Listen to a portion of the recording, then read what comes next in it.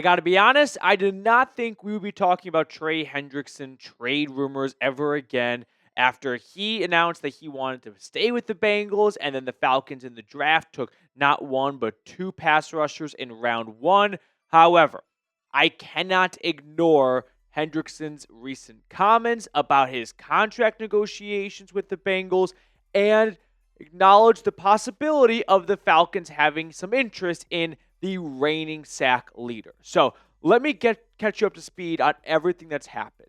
Our story really begins back in like February, March-ish, when Hendrickson requested a trade. He was unhappy with his contract situation going into the final year of his deal with only $16 million in cash owed to him. For reference, Myles Garrett just got a contract that pays him $40 million a season. So you can see that the edge market has ballooned up as of late. So Hendrickson looking for a little bit more money and, more importantly, just a few more years tacked on to his deal. And unfortunately, the contract negotiations with the Bengals have not gone well.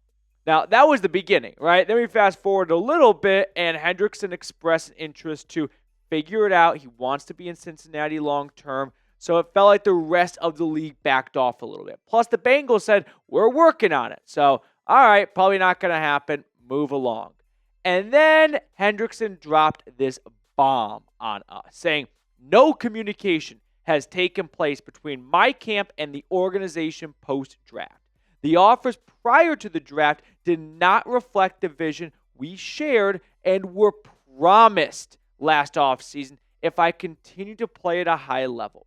Coaches are aware of these past conversations. Rather than using collaboration to get us to a point to bring me home to the team, they are no longer communicating. I have been eagerly awaiting a resolution of this situation, but that's hard to do when there is no discussion and an evident lack of interest in reaching mutual goals. That is not a good look for the Cincinnati Bengals front office and the coaching staff, because usually when contract negotiations happen, the coaching staff is left out of it, right? They're like, hey, we're here to coach the guys on the roster, the guys on the field. That's the GM, that's the president, that's their job. Hendrickson is dragging Zach Taylor into this. He said Zach Taylor texted him a month ago saying, if you don't show up to mandatory minicamp, you will be fined.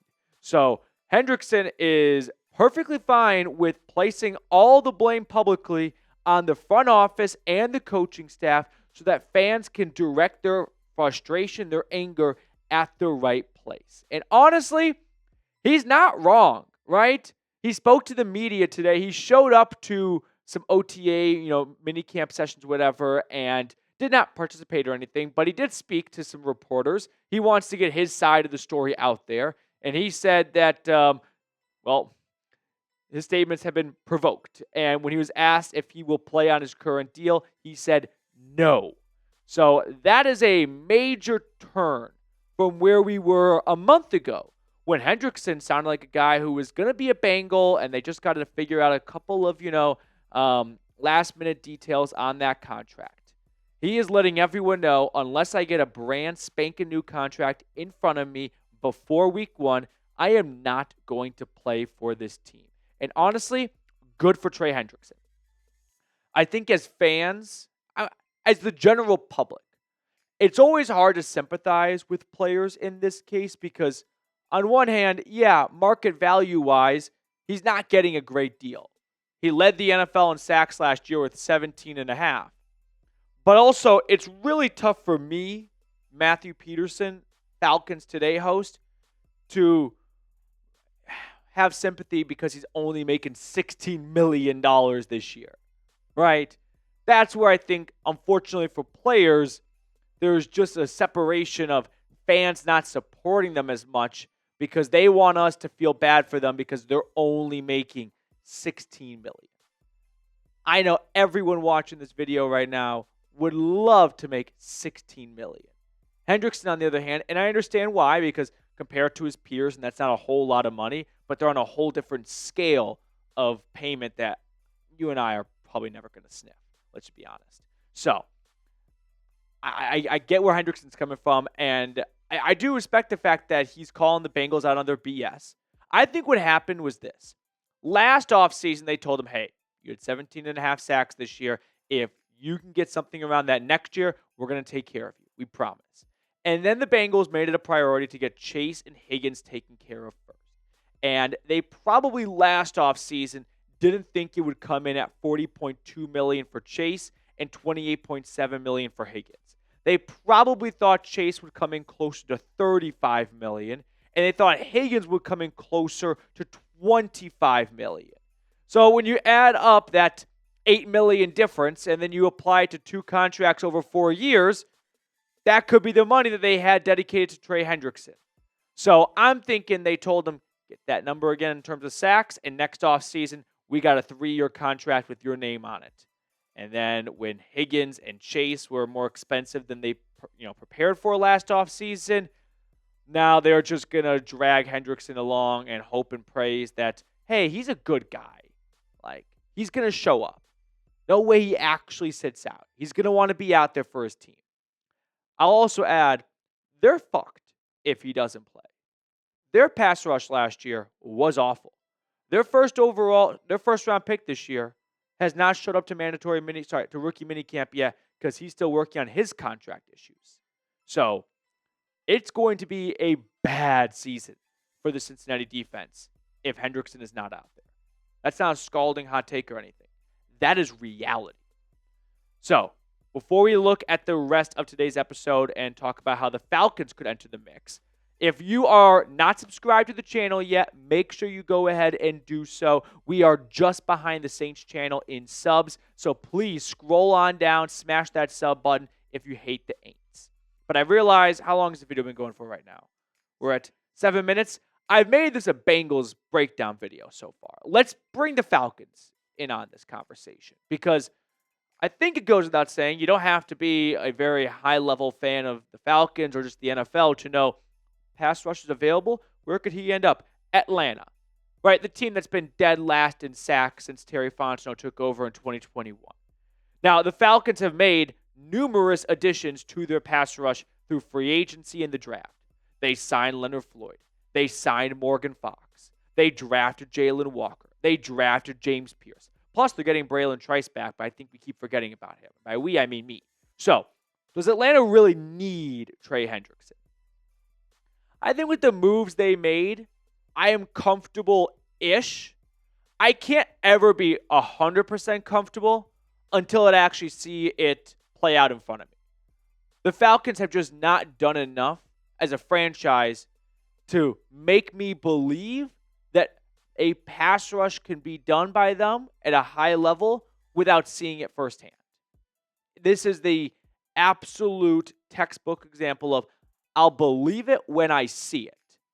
For example, the Packers, when they took Jordan Love, people didn't have to question that as much because they had done that before with Rodgers and Favre. I mean, they didn't draft Favre, as we know, but quarterbacks who they developed and they were great quarterbacks, and they sat for a little bit. So when they took Love, it was like, we don't need to believe it to see it with Love. We've seen this before. Young quarterback sits, doesn't start as a rookie, and then blossoms into a Hall of Famer. For Atlanta, they don't get that luxury of getting the benefit of the doubt. So while I am comfortable with what Atlanta has done between Floyd, Walker, and Pearce as your top 3 edge rushers, I can't say definitively, yeah, they're set. They don't need any more help. No. In my eyes, they're always going to need help until they don't need it anymore. But if Terry Fontenot views this upcoming season as make or break for his job, if he feels like if we don't make the playoffs, if we don't win a playoff game, I'm getting fired, then he might say F them picks. He's done that not once but twice already. He's traded 2 future picks for next year's draft away to move up in the draft. So if he feels like my back's against the wall, and I don't want to go down with all of my eggs in 2 rookies' baskets, one of which is moving to a newish position, and the other one is a slightly leaner pass rusher who wins off speed, and that may not translate at best in the NFL. And there's Leonard Floyd, who's like 32. If he doesn't want to go down swinging with those three guys at the plate, what about Trey Hendrickson? Someone he knows, without a doubt, is going to put up good numbers this year. Can we all agree that, I hope we can all agree that Trey Hendrickson, let's say Hendrickson, Pearce, Walker, and Floyd, if all four guys are healthy in 2025, and all four guys play 17 games, who's going to get the most sacks? I would pick the guy with back-to-back 17 and a half sack seasons. And if Fontenot feels the same way, with the trades he made in the draft, can we really rule out the possibility of him being a bit queasy about this defense and feeling like I'll never be satisfied, and if we can upgrade, let's upgrade? And that might come at a price of more draft capital forfeited for next year.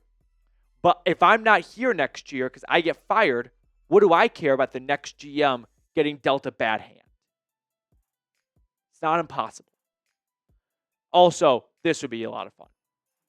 Like, I can't even fit some of the names I want to put on there, right? Hendrickson up front. You put him at 5 technique as a defensive end. Walker and Pearce coming off the edge. You've got Caden Ellis blitzing from the middle. Leonard Floyd rotating in as well. And then AJ Terrell and Jesse Bates taking care of the secondary. That is a defense that can make a quick 180 from being a bottom 5 defense to being a top 12, top 10 defense. I'm not going to go as far to say it's like a top 5 defense, but it can make a dramatic change right there. So just something to chew on a little bit during the middle of May here of the NFL offseason. Before we sign off, quick reminder that over at Fanatics, you can get a Jalon Walker jersey. He's wearing number 11, or a James Pearce jersey, number 27, when you go to chatsports.com/ATL rookies. I put this link in the comments and description. So if you want to get a jersey and support the channel at the same time, this is an excellent way to do that. All right, let's pick a random viewer out of the wheel from our comment section. Here we go. 2 claps going to, not Tim, maybe Tim? I think Tim might have slammed on the brakes just in time. Tim, 2 claps for you. 1, 2. I'll see everyone later.